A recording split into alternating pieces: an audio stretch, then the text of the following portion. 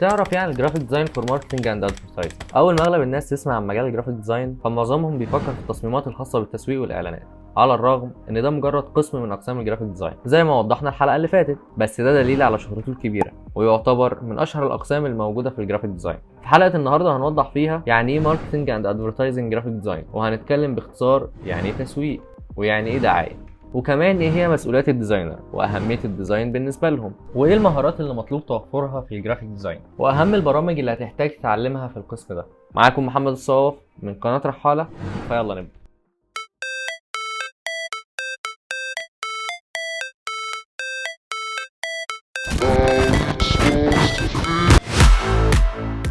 زي ما هو واضح من العنوان، هو مجال رابط بين التسويق والدعايه عن طريق الديزاين، او خلينا نقولها بشكل ادق، الديزاين عباره عن الوسيله اللي هتحقق من خلالها الهدف المطلوب من التسويق والدعايه. فقبل ما نتكلم عن القسم بشكل عام، خلينا نعرف الاول يعني ايه تسويق وايه الهدف منه عشان نقدر نربطه بعدها بالدعايه والجرافيك. التسويق هو عمليه جذب اهتمام الناس بمنتج او خدمه، وده بيحصل من خلال دراسه وتحليل السوق، دراسه عادات التسوق، تحليل الجمهور المستهدف، فهم اهتمامات العميل، عمل استطلاعات الرأي، وطرح الأسئلة بما فيها سؤال أساسي واحد: فين وإمتى وإزاي مستهلكنا عايز يتواصل معانا.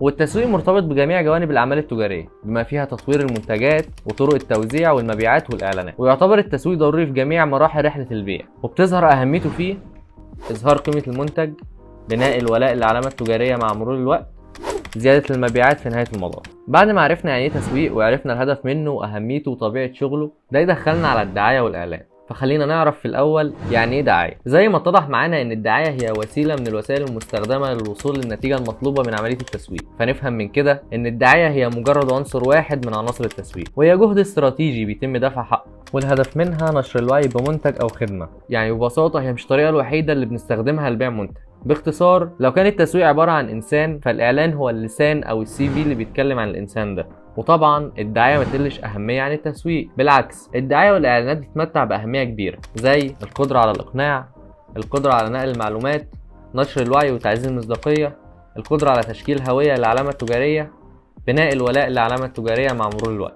فنقدر نقول ان بتنقسم قوتها لاتنين: قصيرة المدى وطويلة المدى. وبما ان الدعاية ليها طرق وتقسيمات كتير، فتعالى نوضح الاول بعض وسائل الاعلانات. الاعلانات الصوتية زي الراديو، الاعلانات المرئية زي تصميمات السوشيال ميديا، الاعلانات الصوتية والمرئية زي اعلانات التلفزيون. ولان البشر بطبيعتهم بيتفاعلوا بشكل ايجابي مع الصور عشان هي اكتر جذب للانتباه، وبالتالي هتوصل الرسالة بشكل اكتر وضوح، فنقدر نقول ان من اهم وسائل الاعلانات هي الاعلانات المرئية. انها بالنسبه لانواع الاعلانات فهي بتنقسم لثلاث انواع رئيسيه: above the line زي الاعلانات التلفزيونيه والبيلبوردز، through the line زي الايفنتس والاكتيفيشن، below the line زي البرنت والسوشيال ميديا. وده كان مختصر مفيد عن الدعايه، ونستنتج من اللي فات ان من اهم الطرق المستخدمه في الدعايه هي الطرق المعتمده على الجرافيك ديزاين، وده اساس حلقتنا النهارده. ومن هنا نقدر بقى نتكلم بشكل عام عن الجرافيك ديزاين فور ماركتنج اند ادفرتايزنج، وخلينا نبدا بطبيعه عملهم ومسؤولياتهم. مصمم الجرافيك في القسم ده هو مسؤول عن ابراز الرساله بوضوح للجمهور المستهدف، وابراز المفاهيم اللي تم الاتفاق عليها مع الفريق، ويشمل عملهم تصميم للمطبوعات والسوشيال ميديا والاعلانات التلفزيونيه، ويعتبر اهم اهدافهم هو بيع المنتج او الخدمه. فتعال نوضح بعض الامثله للتصميمات اللي بيعملها المصمم، زي الفلايرز، بروشورز، بوسترز، بانرز، نيوز بيبر ادز، سوشيال ميديا ادز. انما بالنسبه لاهميته للتسويق والدعايه، فتسويق المحتوى المرئي بقى اكتر انتشار في الاعلانات، وده بعد تغيير اتجاه التسويق في القرن ال21، ولان الصوره بتثير الاهتمام وتبقى في الدماغ لفتره اطول من النص. وبرده بيمثل التصميم حوالي نص اجمالي ميزانيه وكالات الاعلان، ويعتبر مسؤول عن تعزيز نجاحها.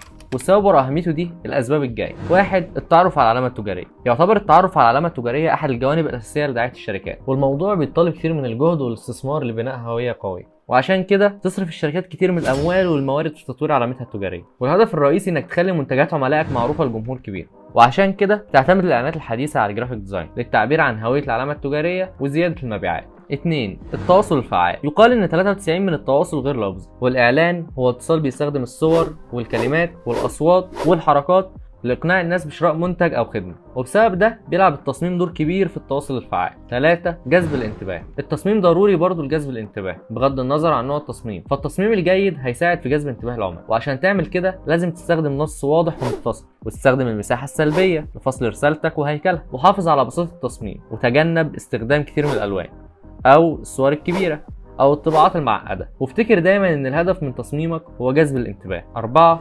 جعل الاعلانات لا تنسى. بيلعب التصميم دور كبير في جعل الاعلانات ما تنسيش. بتساعد المجموعه الصح من الالوان والاشكال والطباعه والصور والرسوم المتحركه على نقل رساله وتخليها ثابته في الدماغ. فلازم المصمم يدمج كل جانب من جوانب المنتج في نمط موحد لنقل الرساله اللي عايز ينقلها العميل من خلال الاعلان لتحقيق الهدف المطلوب والاستفاده من كل اللي فات. وعشان كده يعتبر المصمم جزء حيوي من خطه التسويق. بغض النظر عن الابداع، فالمهارات التانيه اللي هيقدمها المصمم التسويقي هي مهارات هتساعد في فهم رساله علامتك التجاريه، وكمان اذا كان ده اللي عايز العميل سماعه ولا لا، واللي هيساعد على الوصول لطرق مبتكره لتوصيل الرساله بالطريقه الانسب للسوق المختار. وده يدخلنا على المهارات المطلوبه اللي بيتميز بيها المصمم في المجال ده.